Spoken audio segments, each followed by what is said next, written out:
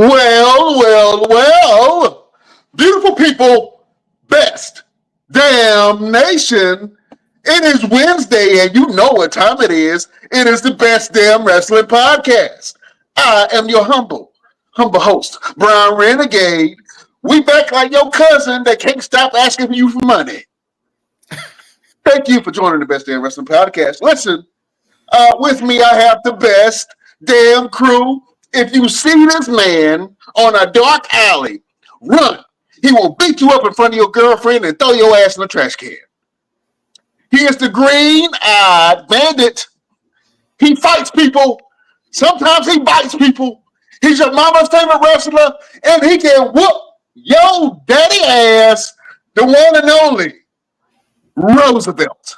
What's happening? You heard what the man said. I'm ready to whoop somebody's daddy's ass. Who got a problem? Who got a problem? You got a problem? Who or what? Huh? Okay. I ain't think anybody said something. Oh man. What up, B? What up, B? Man, listen. I'm listening. Okay. What's that? Before Nancy died, I'm just playing. Yeah, you got to stop posting those videos of your son, bro. Hey, listen, man. Why people always trying to stop your blessings? Huh? Hey, you know what I'm saying? It's a blessing. It's a blessing.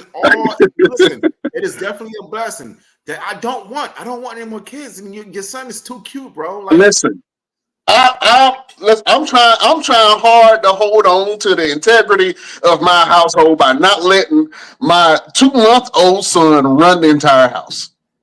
I'm trying, you know, the battle that I have to fight. I gotta fight every night to prove my love. You know what I'm saying? Yeah. But man, I'm blessed, man. I just had a anniversary. You know, shout out to my wife. We just had our 1-year anniversary, man. So I'm happy about that. You know what I'm saying? So we're gonna celebrate 1 year wedding anniversary. Yeah, 1 year wedding anniversary. Yeah, 1 year wedding anniversary. Yeah, we did it the right way. Had babies apples. You know what I'm saying? Oh man, listen. You gotta coordinate. You gotta coordinate everything. You know what I'm saying? Listen, we have a special guest in the building, man. I know you see this boss in the corner, man. So I just got to go ahead. Roosevelt, can you please introduce our guest? Absolutely. Listen, if you guys don't know this man, you ain't been paying attention. And if you ain't been paying attention, he got the tools to make you pay attention, okay? Sam is our guest for tonight. He is an amazing, amazing individual, all right? As you can see right there on the bottom of his name, he is the right hand of God, okay? And he will let you know that he is the right hand of God. Look, we so tight as brothers. Look at the wrist. Look at the flick of the wrist. Hold your wrist up, Ron. Look at the flick of the wrist. Okay, that's how tight we are. All right, that's how tight we are, ladies and gentlemen. I want to introduce you to a man that you should already know about, but he's going to tell you exactly who he is tonight. The one and only Sam Knight. Welcome, bro. Well, God bless you tonight. I appreciate you bringing me in from the Greater Ebenezer Baptist Church. God bless you. Thank you tonight. Listen, man. Listen. First off, I feel like that intro was like the guest preacher coming in to speak for revival on a Wednesday night. I'm ready to shout, get offering, and go on and get back on my plane. I'm ready to go. Like, Amen, my brother. But it is an honor and a pleasure to join you two gentlemen on this wonderful podcast. Thank you so much for the invite. Thank you so much for the time. Thank you so much for seeing in me what many people have seen and some people have not. In order enough to bring me on to your podcast, man. I am truly honored to be here. God, I really sound like a preacher. Hey man, you might have found your second calling. You know what I'm saying? Listen. We'll get into that. We'll get into that because truth be told, it is. But it is an honor to be here with you gentlemen. to talk a little bit about myself and a lot of bit about pro wrestling. So, Absolutely. Real quick, man. Hold on. Resurrect. Fix your face, man. You've been stuck for the last whole minute. The whole intro, your face been stuck on that ugly face. I had to sit there and focus. I couldn't even hear saying them because your face was so loud. What happened? It's not me. It's a connection. Well, fix your connections. Speaking of connections, man, we got a chef coming in. One of the best damn crew members. What's happening, chef? What's good? What's good? Oh man, we good, man. The show just got more delicious. What you cooked today, boy? Sound like a whole lot of nothing. I don't hear nothing. I don't hear nothing coming out. Yeah, I don't hear nothing coming out. He said a whole lot of nothing. Oh man. Well, look, man, we got Sam Knight in the building, man. Sam, welcome to the show, my brother. What you had going on lately, man? What you been up to? man, just working and trying to make some moves behind the scenes, man. I've recently announced that I am going to be taking limited bookings, and November of this year will start my last year of professional wrestling.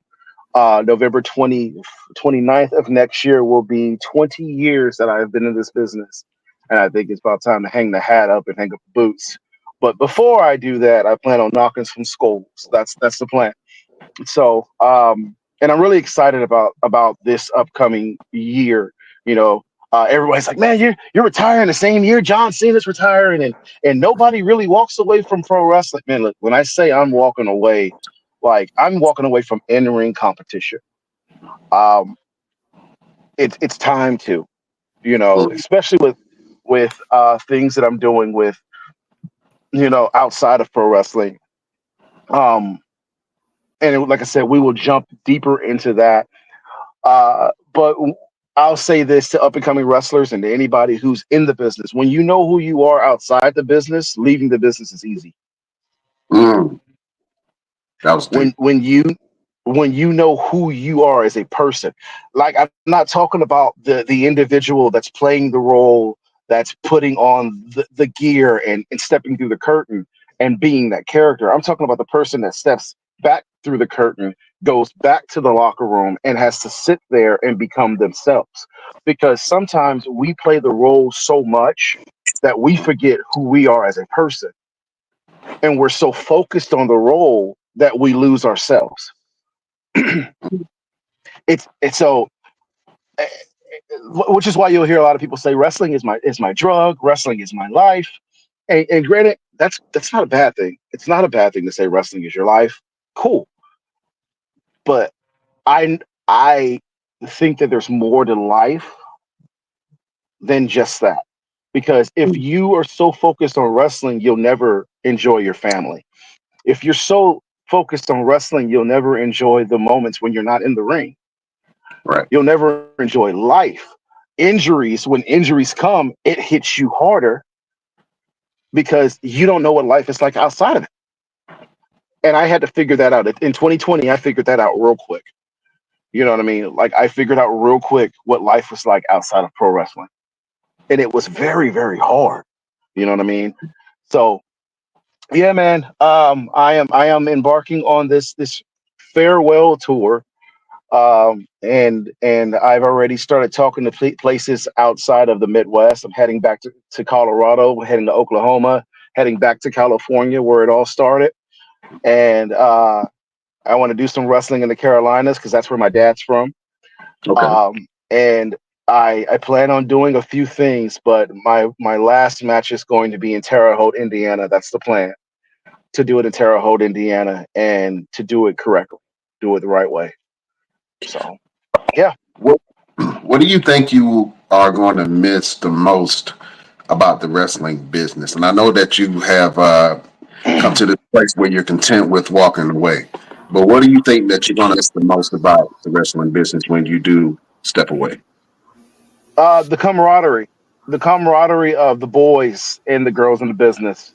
Um, because I have built some of the greatest friendships I currently have being a professional wrestler. But I'm also going to miss the feeling of when you first step through the curtain. Mm. Like, regardless if I'm heel or face, like my trainers taught us how to connect. Like they taught us the tool. They gave us the tools.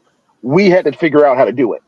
Right. And I think that I have been blessed to be able to connect with people, not just as a baby face, but also as a heel, but also as a person. You know, the guy behind Sam Knight connects with people easily. You know what I mean? Like, you know, even in this conversation, talking to y'all, it's like I've known y'all forever. You feel me? Like Right. that's just how it works, and I'm really gonna miss that in pro wrestling because there's no greater feeling than being under those lights. It's just like a football player will say. I'm talking high school, college football.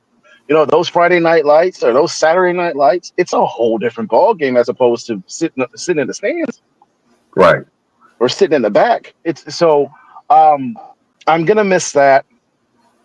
I'm not gonna stop working out because that ain't just for wrestling. That's for life. I gotta live. So, but, Yeah. but I'm gonna miss the camaraderie. I'm gonna miss the fans, man. I am. But I have some things that I am planning that's going to keep me somewhat connected to the pro wrestling business. I just won't be doing any in-ring competition. Okay. So we can see you at a manager capacity, maybe a promoter capacity. Promoter, definitely. Commentator, for sure, because I want to try my hand at that. I want to do some commentary. I like to talk smack. That's what I do. We talk smack. Manager, no, I think that's too close to that. I feel like I'll be teasing myself, like because when I use this aphorism, follow me on it. It's like a former alcoholic who is in a building that has an open bar. You're fighting yourself not to touch it. You're fighting yourself not to drink it. Why would you do that to yourself? Right. So I feel like if I am that close, I'm gonna want to do it again, and that's for the love of the business because we all get that itch, man. Like I mean, and sometimes it gets bad. Like it's like you're like, especially when you're guys like myself and Roosevelt. I know you like you've been doing it for a while too. Like in the time that I've known you, I know that we share that bond of loving the business so much. When you're so close to it and you see people doing stuff wrong, you're going, I could have done that better. Yes. Oh, Yes. you know what I mean? So y'all get that. It's like that could have. Why'd you call that spot? You guys could have gone a whole different way, and then you end up standing there ringside, calling their whole match, going, you know what? Let me do it, and then you end up writing yourself into stories. Mike, it's like an old mechanic who's trying to teach the younger cat how to fix the car, and the younger cat's messing it up. He's like, get out the way, let me do it, boy, let me go ahead and teach myself. Like, so I'm not going to put myself in a position where I'm so close that I don't adhere to my word. I don't want to be that guy that says I'm walking away from pro wrestling, and then 2 months later I'm back and I'm gigging and I'm bumping around. No, wrestling. The pro wrestling world has changed, and it's a young man's game now, and that's not always for the best. And I know I'm stepping on a lot of toes when I say that. It's not always for the best because pro wrestling has gone from being a group of people. It was a club that you had to really fight to get into, to where now everybody's getting in and they don't have the same love and passion for it the way we did. Right. And you've got people who are training people that shouldn't be training people. Ouch, I know. You've got people who ain't been nowhere trying to say they've been there. Ouch, I know. You've got guys who are athletic who can't tell a story. Ouch, I know. Guys who Hold can't on. cut a promo. You stepping on some bunions with steel toe boots on, right? What I say? I'm just telling the truth. I tell it like it is. I've got a year. I've got an easy year. wait till I wait. So, quick sneak peek. Sam Knight's doing a podcast called Around the Knight's Table. Prepare for that. There's going to be some real hard hitting stuff that we're going to drop, and I'm saying it as no longer as a worker, but as a fan, as a guy who's not in the business anymore, but who's going to tell the truth. Because, like, my mama used to say, my mama from the South, she said, tell the truth, shame the devil. That's what she used to tell us. You know what I'm saying? Tell the truth, shame the devil. Look, tell the truth. Don't be ashamed to be honest about what's wrong with what we love. Mm-hmm. Right. Man, listen, I not only am I a great wrestler, I'm a musician. My father was a singer. My sister's a singer. I played the drums in church. My mom's an evangelist. I come from church folk, okay? And one of the things that I grew up, I even in church, I grew up listening to James Brown. James Brown was so cold with it that if he didn't like it, he'd stop it and go, that's not how I want it. That's not how it's supposed to be. If the music wasn't hitting, he'd tell you it wasn't hitting. He told the truth. Michael Jackson was the same way. We need those type of people in pro wrestling who are like, yo, man, like, I may piss you off, but that ain't it. But everybody, there's so many entitled guys and people who are easily getting their feelings hurt, man, and it sucks. I mean, for people who know me, like I said, Roosevelt knows me. I am a soft-spoken man until I have to be strong with you. And usually, when I'm soft-spoken, it's me saying, "Hey, listen, there is a way to do this the correct way, in decency and in order." But then when you start telling me and making excuses, then I'm going, "Okay, look, kid. The way you're making excuses is what's going to stifle your career." Well, who are you, Sam? Who are you, Sam? Then I have to break out the laundry list, and I don't like doing that. I don't like saying where I've been and what I've done. I'm not that guy, but I will. You understand what I'm saying? Absolutely. Oh. So, yeah. So real quick, you got this farewell tour going on in 2025. Same time as John Cena, the man who won't fight me. I don't know what's wrong with John Cena. He out there dancing around with hot Sanat. It won't fight me. It's all right, though. It's all right. I'd pay to see that. See a Sam Knight versus Roosevelt in 2025 before you hang them boots up. Listen. Him and I have been talking about this for a while. Like when I first met him, I was like, "Dog, yo, man, we got to tear it up." And he's like, "Yeah, bro, we got to do it."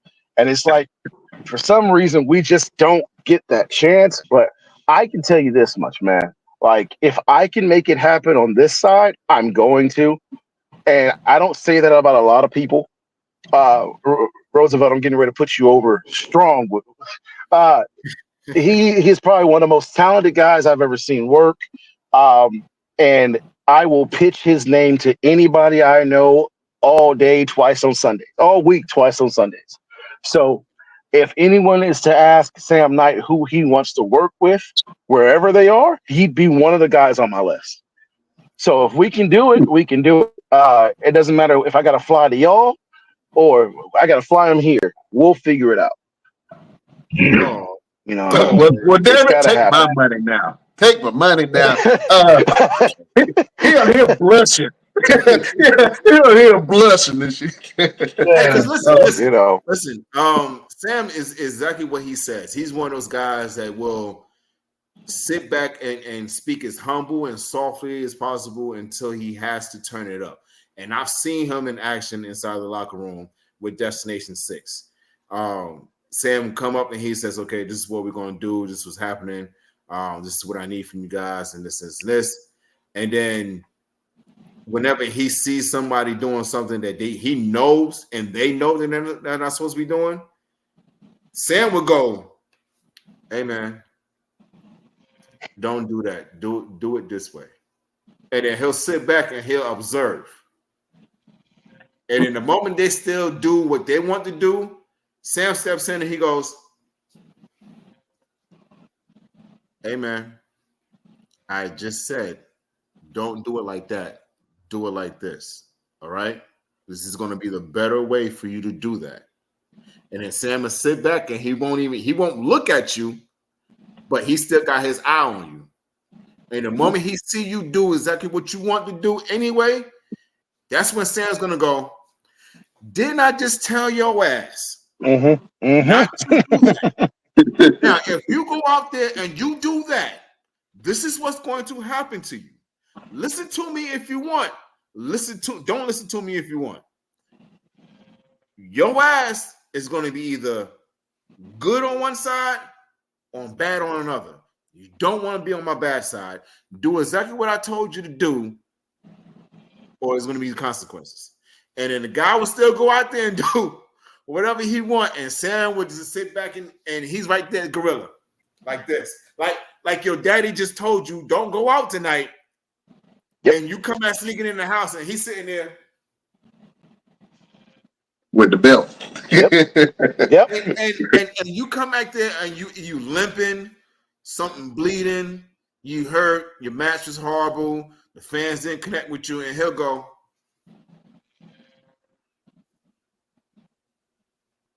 now, what did you learn? What'd you learn? What'd you learn? What did you learn? And I should listen to you. Because I told you. I just told you. And that's all I'm going to say right now. And then he'll look back at the other locker room and says, now, is there anybody else that don't want to listen to what I just said? And everybody's like, no, sir. We got it. So with that being said, Sam, what's the biggest lesson that you learned about wrestling, and what's the biggest lesson that wrestling has taught you? Those are two different questions. Okay. Less is more, and there's power in no. Less is more, meaning even not just wrestling in the wrestling aspect, but less is more with bookings. Listen to your body. Like, not every booking is a good booking. I'll say it again. Not every booking is a good booking. You will discredit yourself running and jumping in everybody's ring. Mm-hmm. If you are as good as you say you are, you need to be a commodity, a hot ticket. If you are as great as you say you are, people are traveling to come see you. And I'm not talking about the up and comers. I'm talking about guys like us, because there are still guys like us who are just taking bookings just to take bookings. Our body we can't take that. Like, we got to be smart.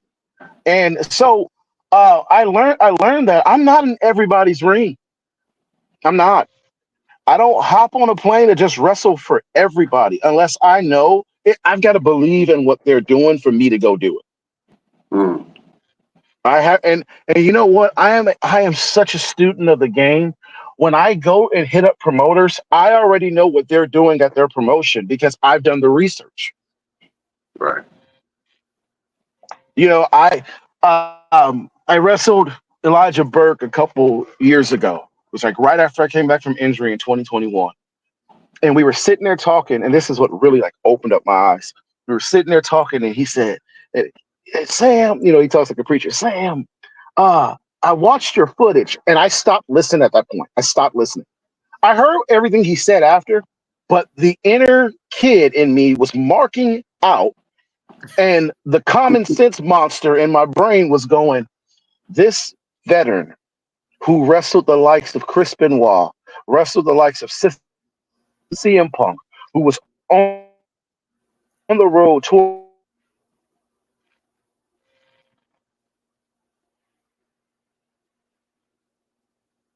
Oh man, I think we lost Sam. Phased out.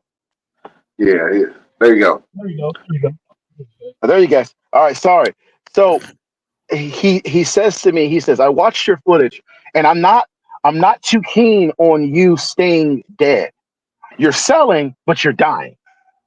And I'm starting to think about everything he's saying. He was like, don't you die on me, Sam. Mm. All right, cool. And we went out there and we worked. And at the time, he was NWA television champion. We went out there and we worked, and that man made me work. And I had just came back from injury, and I wasn't in the best shape. I was in shape, but I wasn't in the best shape. This man gave me 6 German suplexes in a row. Nobody was throwing me around like that. He made me work through it. And then at the end of it, we sat in the locker room and he berated the whole locker room out of love. Basically told the whole locker room that they needed to take this business serious. And then he looked at me, he said, Sam got blown up out there. I said, I sure did.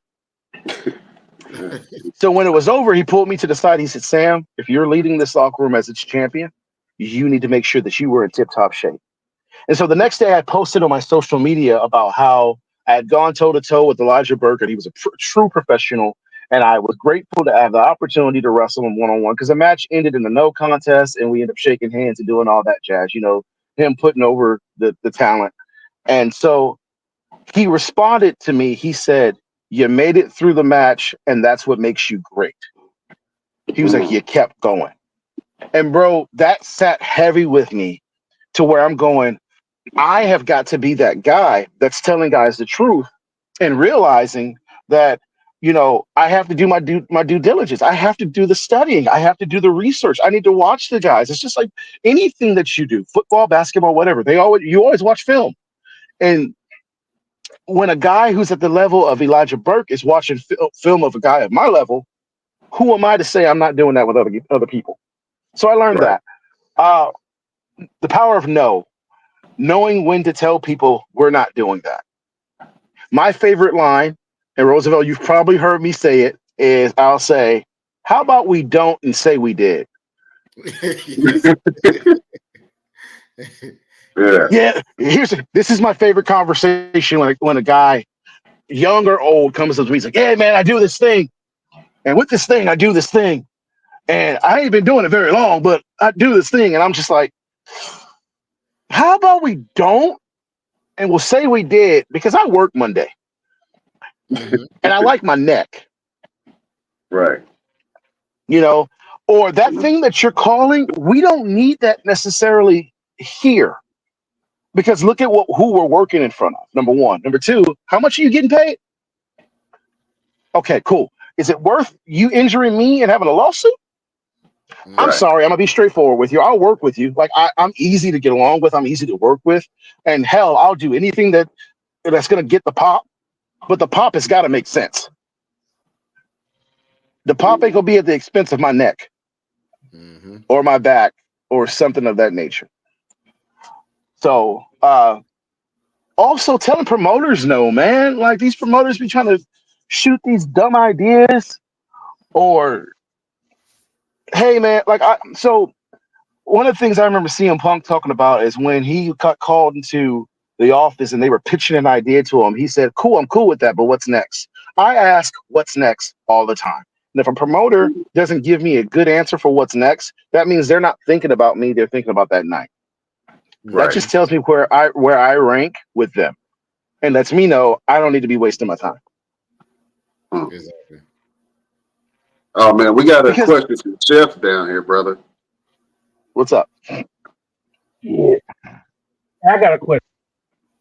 If you have to choose, like, I got out of 3 female managers, like Chris Stratus or Jessica Lansley, who would you pick? No, he did. Who were the choices? Who were the? No, he did not. He did. No, he did not. That name is like Beetlejuice around here, man. Every time you say it, it can pop up. Why do you keep doing that, Chef? Jesus Christ. Who were my choices?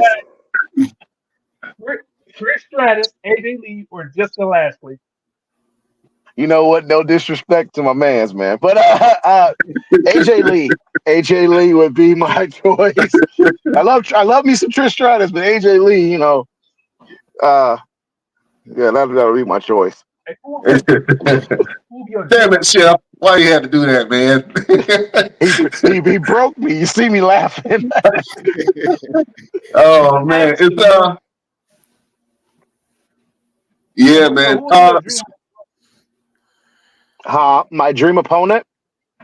Yeah, dream opponent. Who? My dream opponent. I have a top 5. Uh, it would be Shawn Michaels, Mm, Chris Jericho, mm.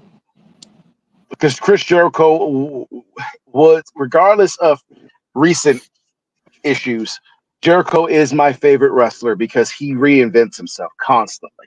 Mhm. The Rock, Mm-hmm. AJ Styles, and Randy Orton. Mm. Nice. Those are my top 5. Now, 4 of them, nothing against The Rock. So The Rock is the one that's excluded. 4 of them, their psychology. Like, could you Yeah. imagine wrestling those guys and they're piecing together a 15-minute match, and you're like, yo, this is gonna be bad, like real, like these folks gonna be up out these seats. I mean, I like The Rock, but I don't see The Rock being that guy like them. Even though The Rock is a great entertainer, great on the mic, great in ring. When it comes to the psychology of those other 4 men, yeah, Oh, you know. Yeah. I definitely agree with you on a lot of things, and I love wrestlers who do reinvent themselves. Chris Jericho, as you mentioned, is one of those guys who has reinvented himself a number of times to reach different generations of wrestling fans. Have you ever reinvented your character during your career? So I've always been Sam Knight, but there's been different versions. So I used to be in a tag team called the Black Knight. So when I first started out, I was just Sam Knight, no gimmick. Then I was a part of a tag team called the Black Knights, and we were 2 street gangsters, whatever, because that's a typical African American gimmick. But we wore jeans and wife beaters. So we were Crime Time Light. And then we transformed into a tag team that actually looked legit because we were wearing gear at that point.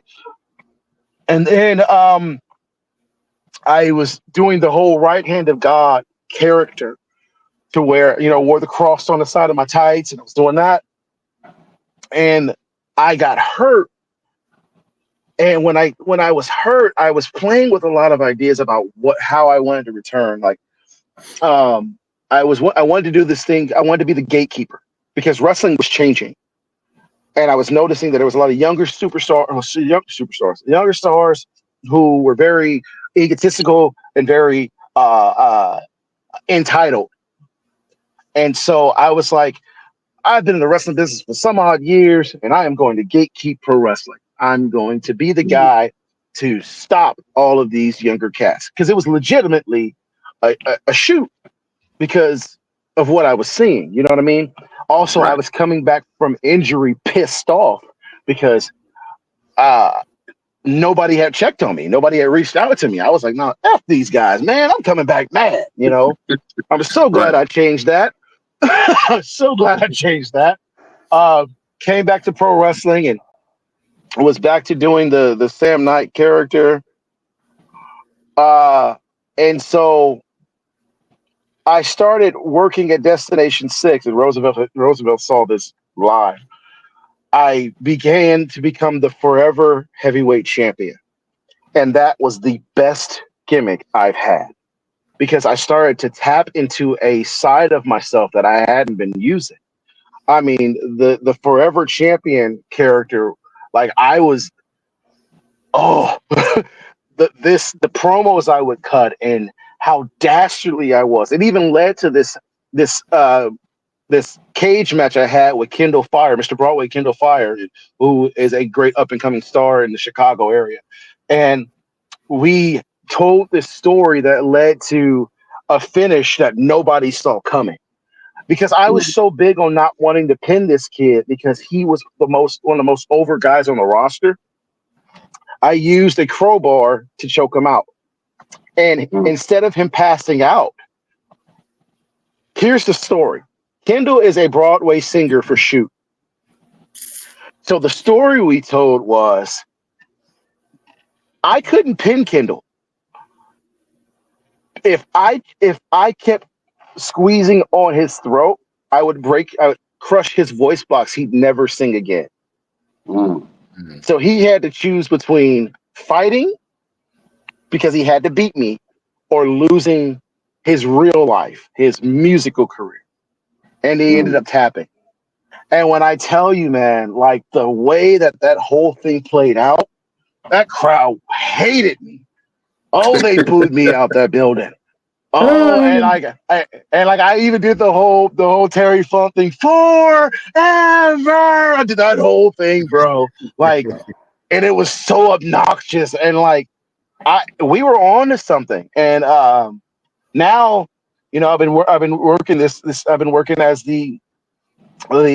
instead of being the forever champion, I'm saying I'm the best ever. That's what I say now. I'm the best ever. It may not be true, but you're gonna believe it. Even as a baby face, it may not be true, but you're gonna believe it.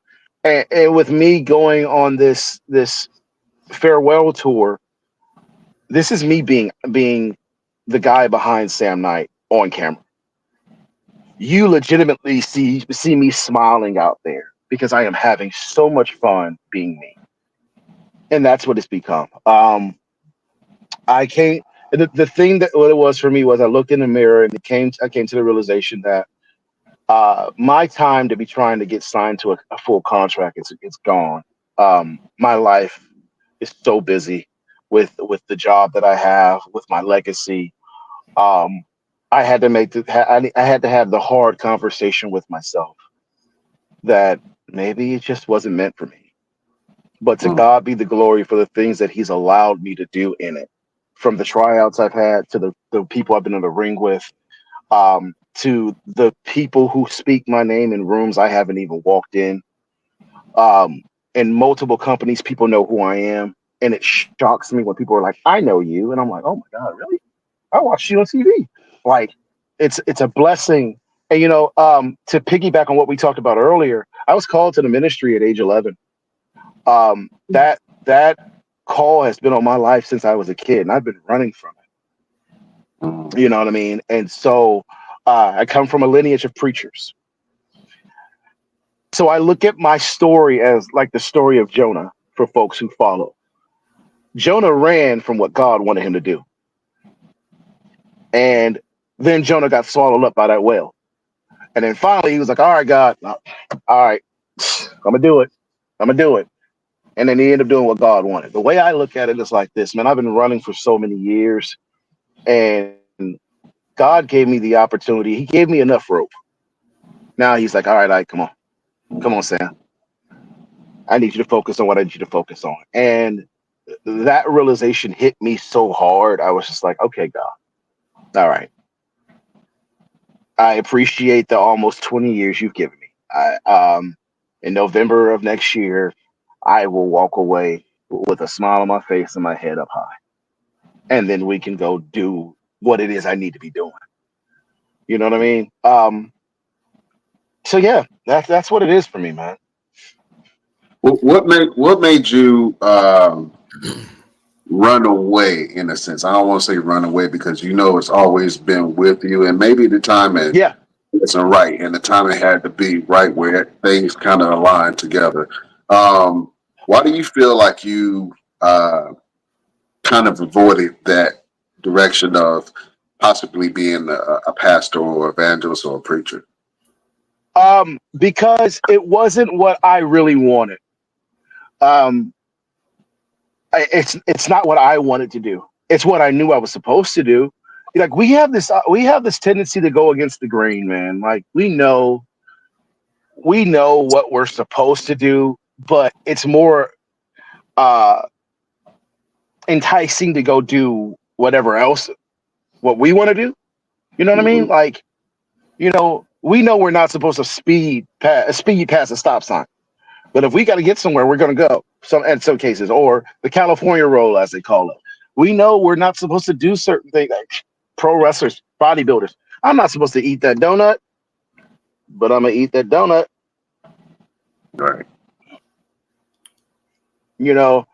it's doing what you know you're not supposed to do, but you're so enticed by the idea of rebelling. And for years, it was like, man, I don't really want to do this. And my dad, God rest his soul, my dad, he was a doctor in theology, and he was in God's word. He was preaching. And my grandfather's a preacher. My cousin's a bishop and has a church in Alabama. And like, these are great giants in the apostolic faith. Right. And I'm like, I look up to these men, and I know I have the cadence. I know that I have the anointing on my life, and God has spared me. My God, I had a heart attack a couple months ago that I didn't even see coming, dude. Like, it happened while I was at work, and it was happening, and I was actively walking around dealing with an inmate. You see what I'm saying? So to me, it's like, okay, God, you have given me those signs to let me know you've got me. Maybe I need to really start listening to what you want. Maybe I need to stop playing. Maybe I need to really take this serious, because at any moment you could have snuffed me out. So it was more of just wanting to rebel, man. Wanted to do what I wanted to do. A life not following what God wanted me to do sounded more enticing. And I'm like every other human, man. I struggle, and sometimes I lose my way. But when you know what's right from wrong, you're held double accountable. Right. Am I making sense? Yeah, let me stop you real quick. Because I do hear and understand everything you are saying, but we all know that God has his way of still getting exactly what he wants from us without us even knowing.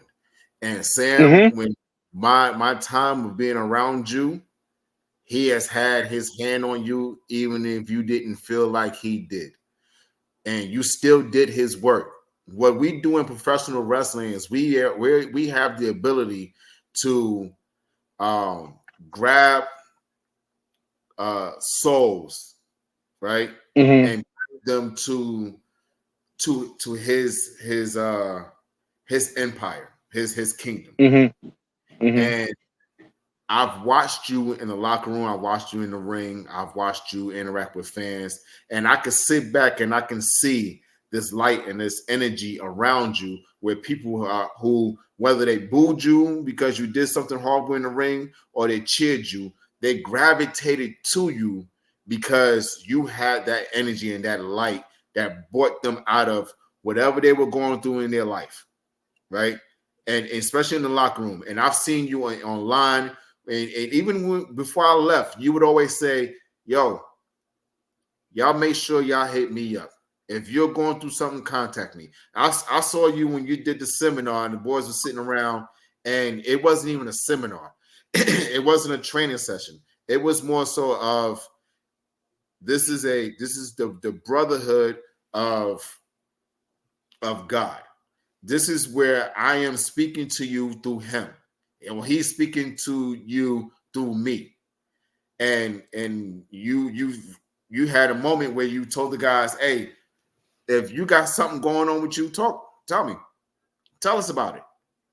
And I've never seen that in a wrestling seminar. I've seen the guys, they talking and my wrestling career, this, but you brought it to a real life situation. It was like, yo, man, what you got going on?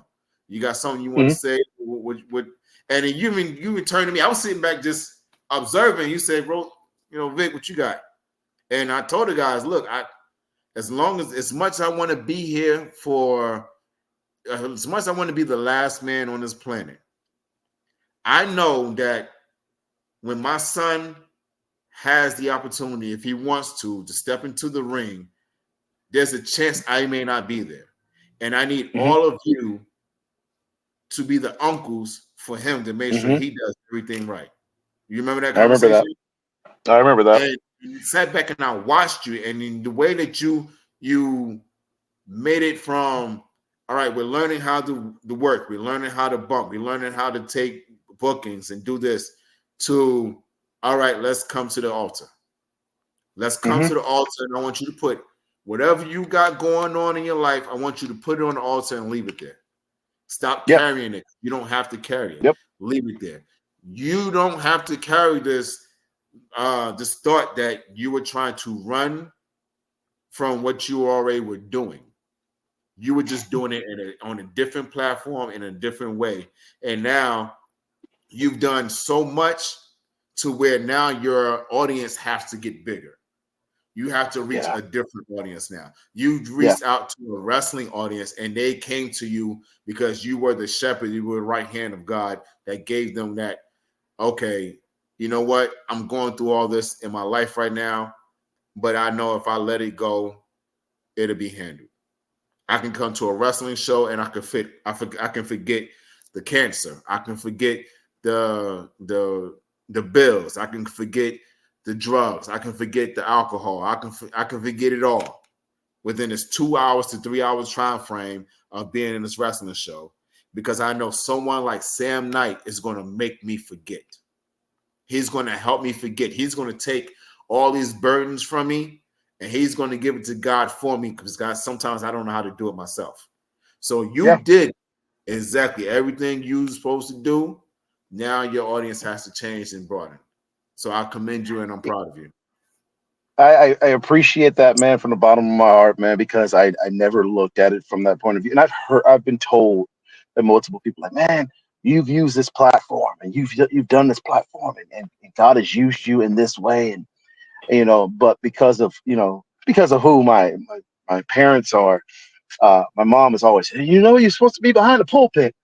But to piggyback off what you were saying about that, because that whole seminar was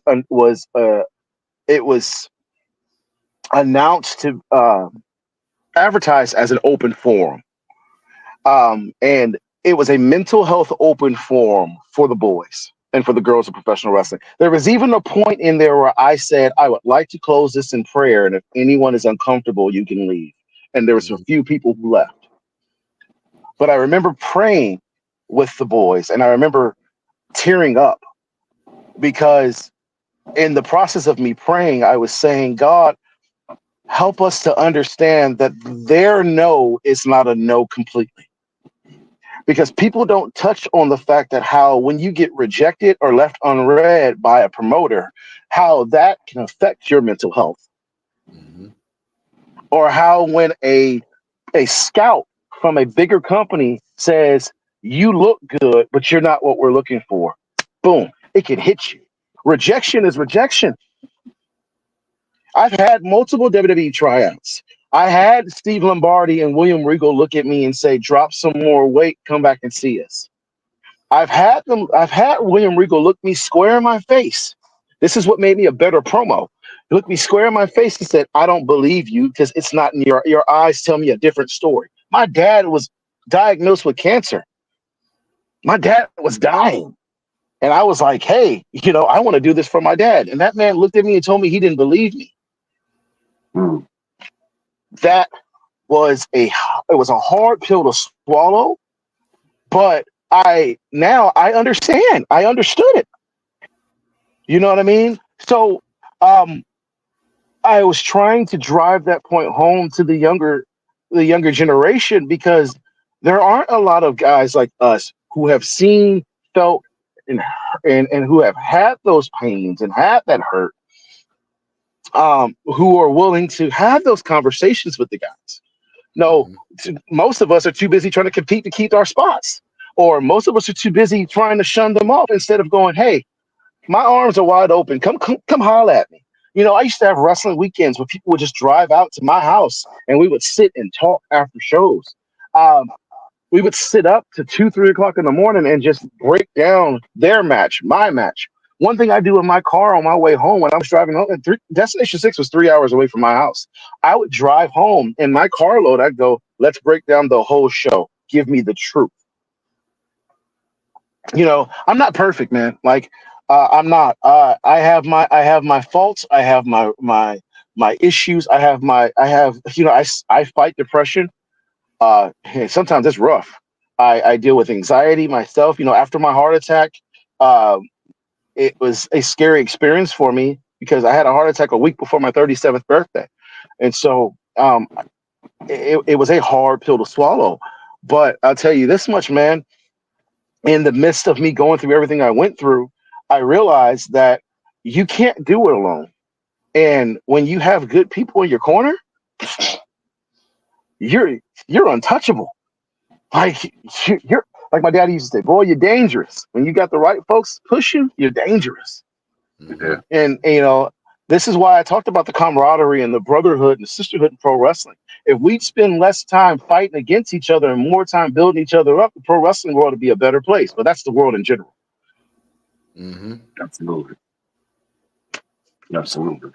Man, you've Y'all got been me dropping preaching. gems this whole podcast. You know what I'm saying? And I can see the heavenly glow. You look, I know you sitting in your car, but it looked like you're glowing. You got a halo right now. I'm just saying. Appreciate it.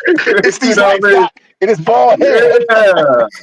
Master Sam Knight. Yeah, you know what I'm saying? You know what I mean? So, and I'm gonna I say this. received that.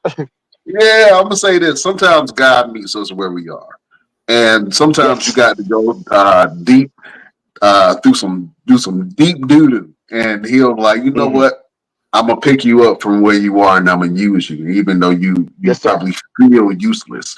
You know what I'm saying? And I've seen a lot of wrestlers, and I know we're still sticking on the wrestling tip. But I've seen a lot of wrestlers who take that route of being able to reach young men through wrestling, which is a weird concept to people that don't that's outside of the world. They don't understand that. But I see brothers like Caprice Coleman and George South. George South. You know, just use those types of platforms to reach young people. You know what I'm saying, and to bring people closer to an understanding of who they are. So I know you are leaving the wrestling world, and I know you are embarking on something a lot more beautiful in your life. You know, if you have your family, your legacies, you know what I'm saying, whatever you want to call them, this is a beautiful time in your life, man, because you're going through a transition. You know what I'm saying? Hmm. So I salute you, my brother, and you know, we want the best for you. You know what I'm saying? We don't I get to see, appreciate that. so we got to hold on to all the times we seen you kick ass and just know you Yes. kicking ass for the Yes. Lord now. Kicking ass for the Lord. Yeah, put that on the shirt. So, Real Yeah. quick, I got a quick question. Are you still Yeah. working with OVW? And tell us about your time there and the experiences you've had with that. So I haven't been to OVW in about a year or so, maybe a year and a half. But in the times that I was at OVW, it was magic. So I trained at Knox Pro Wrestling Academy under the tutelage of Rikishi, Gangrel, and Black Pearl. So I worked with the kid. I worked with the Samoans, and so they taught us TV production. And so going to OVW, you're working TV production. Al Snow is a professional's professional. Great man. It was cool working with Doug Basham, and he actually agented a couple of my matches there. Wrestling Jack Vaughn, Garrison Creed, a couple other guys over at OVW. It was a fun time, but it was also a learning experience.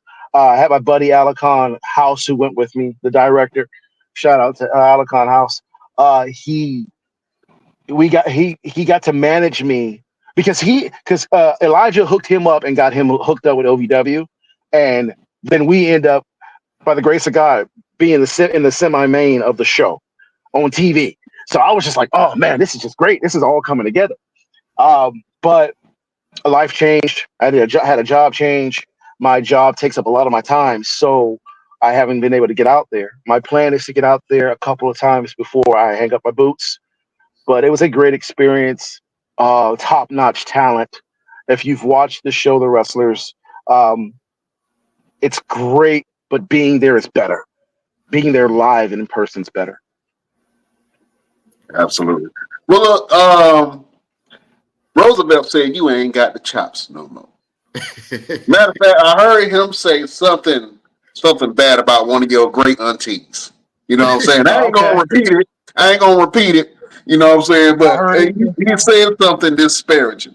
We got this clip, this segment on the show that allows us to pretty much go to war in a promo battle. So, Sam Knight, if you're down for it, I want you to cut a scathing promo against the one and only Roosevelt.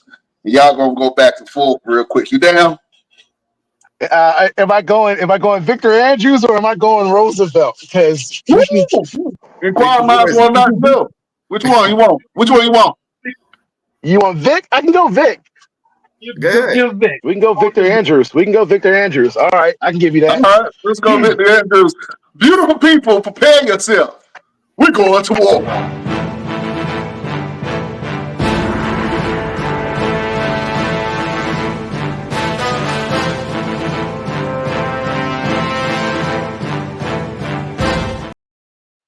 All right, who got first? Sam got first. Oh, okay. All right, put me on the spot. All right, Victor Andrews. We've danced this dance before. You know, I usually when I beat somebody, I move on. And I just happened to hear from a little birdie that you were running your mouth. You had a lot to say. It was that same mouth that I punched you in about 6 months ago. But no matter. I mean, if I were you, I'd do the same thing too. You know, relevance is kind of a big thing for you, right? Remaining in the know. No, I see you. You're challenging guys. Guys like John Cena. Here's the thing. If you can't beat me, what makes you think you're going to beat him? So here's the thing, Victor. This is what we're going to do. I'm going to give you an opportunity, a once-in-a-lifetime opportunity. You're going to get a chance to redeem yourself. And if you can beat me, I will gladly sing your praises to the world. Question is, do you believe you can beat me? Now, I'm sure it's going to be a yes. You're going to say, I believe that. But really, within your heart of hearts, do you really think you can beat me? Inquiring minds want to know. I'll see you soon, Bob. Oh man, he left the gun smoking. Pew pew pew. Oh man, listen. Inquiring minds do want to know, Roosevelt. Do you think you can beat Sam Knight, or do you think he got your number? I can see an ass whooping in your future, sir. Go ahead, Roosevelt.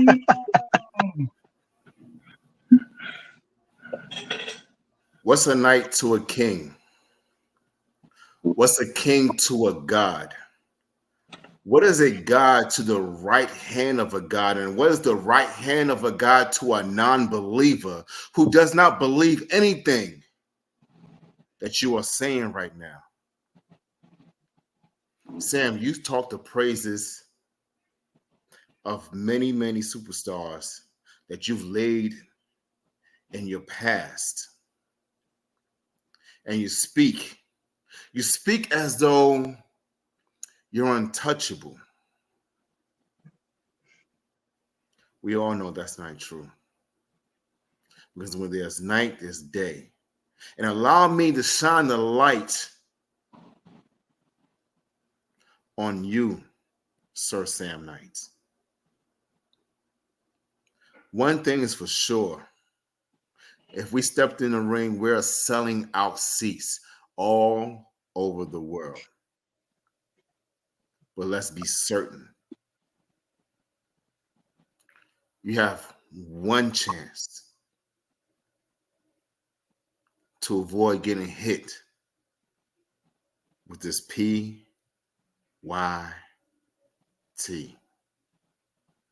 Because my name is Roosevelt. And Sam, you already know I like to fight. Oh man! Oh, woo! Somebody book that. Book that. I got $20 on the winner. No, I'm just saying, I got $20 on the winner. Oh man, is the PYT is that pretty young thing or protect your teeth? Which one is it? Protect your teeth from this pretty yeet thing. Hey man, Oh man. I like my teethers, bro. He said that's why I'm weaving, because I want to be able to chew good. Trying to watch Yeah. out. Hey, Oos, look, man. You have no idea how much of a blessing you have been to my life. I love you so much, man. Love We you too, really man. appreciate you being on the show. We appreciate you doing everything you have done for the wrestling business and everybody that has followed on behind you. Um, we have this thing every show where we leave the people with some words of kindness, words of wisdom, some encouraging words. Tell us, Sam Knight, do you have a final word for your beautiful subjects? I do. In a world full of confusion, in a world full of drama, in a world full of uncertainty, be that light. We spoke about it earlier. Be that light. Be that difference. Our time here is rented. Whew. Our time here is rented. They say you only have one life, YOLO, right? You only live once, right? So what do you want to be remembered for? You want to be remembered for being involved in everybody else's mess, being the center of attention that attracts negative attention, or do you want people to remember you for making a difference? When your time is done, what will you be remembered for? And I pray that you all want to be remembered for bringing a smile to someone's face or showing someone that it's not that bad. Right. The world's bad enough. Just show people that there are brighter days coming. That's all I Oh got. man. Woo! Ha! Pastor Knight, boy, with a word. That's the final word from the one and only Sam Knight. Man, I felt the Holy Ghost. I almost started shouting, boy. These knees Hey, was look, getting listen. warmed up. He said I'm about to run. Boy, I'm about to run around the church, boy. I'm trying to tell you. Oh man, Roosevelt, do you have a final word for the beautiful people? Yes, absolutely. And this is a little piggyback off of everything we talked about today.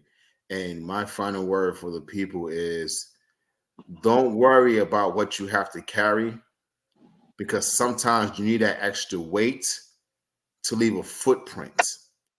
It one of the things that I don't like about death is when you get a tombstone, a headstone, they put your birthday and your death date, but they put that little hyphen or that dash in between. And that dash doesn't really mean or doesn't really leave a statement to me. It just says that you existed.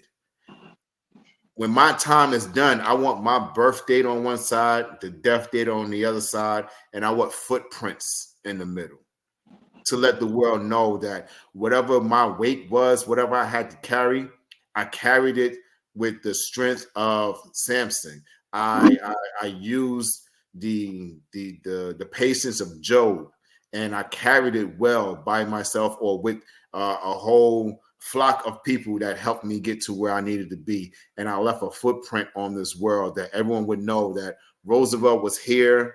He did what he needed to do. He did what he had to do. And he did it God's way. He did it his way. He did it every way. So that way we know that we are still here or we're still able to do the things we can do because Roosevelt made it so. So don't worry about what you have to carry because sometimes you need that extra weight to leave some footprints. That is my final word for the beautiful people. Absolutely, man. Well spoken. Well said, sir. Well said. Yeah. Pastor Roosevelt as well. Thank you, Deacon. Thank you, Deacon. Yeah.